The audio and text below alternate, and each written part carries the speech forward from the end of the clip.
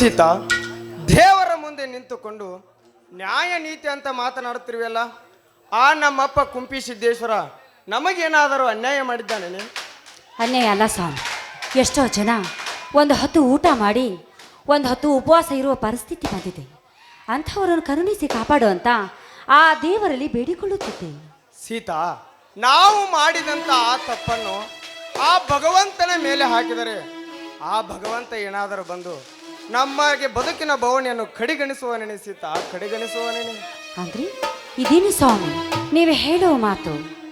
ಹೌದು ಸೀತಾ, ಹೌದು. ಆಳಾಗಿ ದುಡಿಯಬೇಕು, ಅರಸನಾಗಿ ಉಣ್ಣಬೇಕು. ದುಡಿಮೆಯ ದುಡ್ಡಿನ ತಾಯಿ ಎನ್ನುವುದು ನಿನಗೆ ಗೊತ್ತಿಲ್ಲವೇ?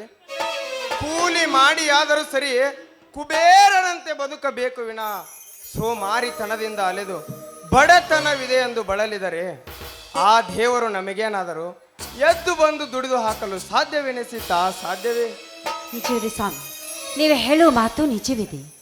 ಚಿಕ್ಕ ವಯಸ್ಸಿನ ಎಲ್ಲ ಹುಡುಗರು ಸಿಂಧಿ ಸಾರಾಯಿ ಕುಡಿಯುತ್ತಾ ದುಶ್ಚಟಕ್ಕೆ ಬಲಿಯಾಗಿ ನಿಂತಿದ್ದಾರೆ.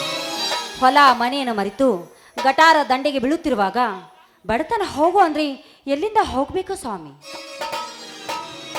ಈಗಲಾದರೂ ಗೊತ್ತಾಯಿತೇನೆ ಸೀತಾ, ನಮಗೆ ಬಂದ ಬಡತನ ತೊಲಗಿಸಲು ನಮ್ಮಿಂದ ಸಾಧ್ಯವೇ ವಿನಃ ಬೇರೆ ಯಾರಿಂದಲೂ ಸಾಧ್ಯವಿಲ್ಲ ಸೀತಾ, ಸಾಧ್ಯವಿಲ್ಲ.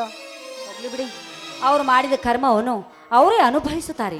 ಸರಿ ಸರಿ, ನೀವು ಹೋಗಿ ಎತ್ತುಗಳ ಮೈ ತೊಳೆದುಕೊಂಡು ಬಂದ್ರಾ? ಎತ್ತಿನ ಮೈಯನ್ನು ತೊಳೆದು ತೋಟದ ಮನೆಯಲ್ಲಿ ಕಟ್ಟಿ ಬಂದೆ.